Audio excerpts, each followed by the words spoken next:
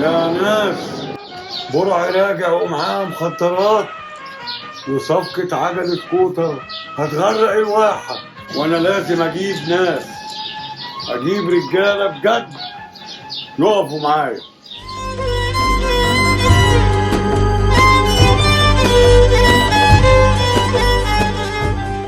شويش يا عم الشيخ عثمان.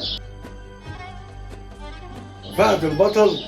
ايوه فهد البطل يا عم الشيخ عثمان، طولي ب100 وسلاحي دايما في جيبي.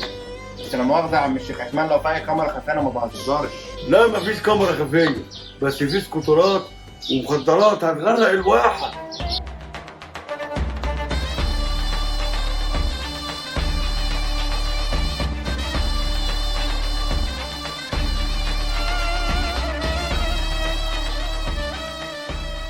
السلام عليكم باشا.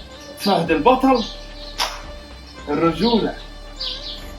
حكيم باشا يا شيخ عثمان، زميلنا في رمضان. اهلا اهلا يا ولدي، اتفضل يا ولد. بعد اذنك يا رب، انا جاي يا شيخ عثمان علشان اعالج كل شباب الواحة. احنا جراحنا عميقة يا ولد، وكلنا محتاجينك يا حكيم. وانا فدا اهل الواحة يا شيخنا. انا جاي يا شيخ عثمان علشان اعالج كل شباب الواحة، ادمان مخدرات عجل سكوتر، اني لها علقه. واي حد فيهم يفكر في حاجة من دول هكتب له على حبس اسبوع. انا مش فاضي. توكلنا على الله، يلا بينا يا ولاد.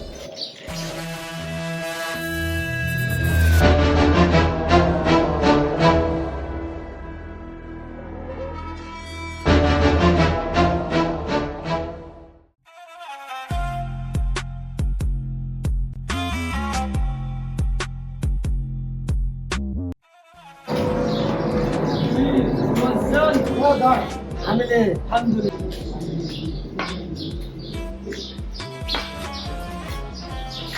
فهد البطل. حكيم باشا. جرح ابو العباس. اسأل وزان.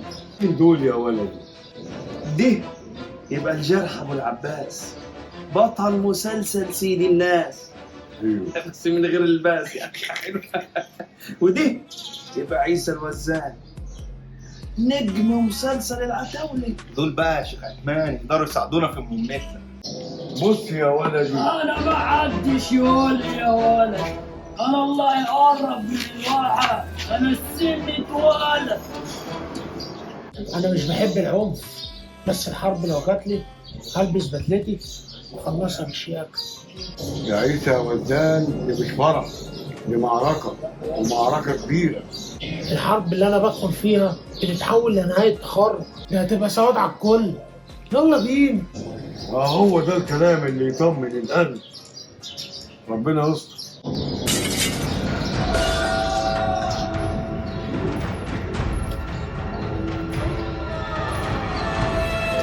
ما بحبش الكلام كتير، بحب اخص.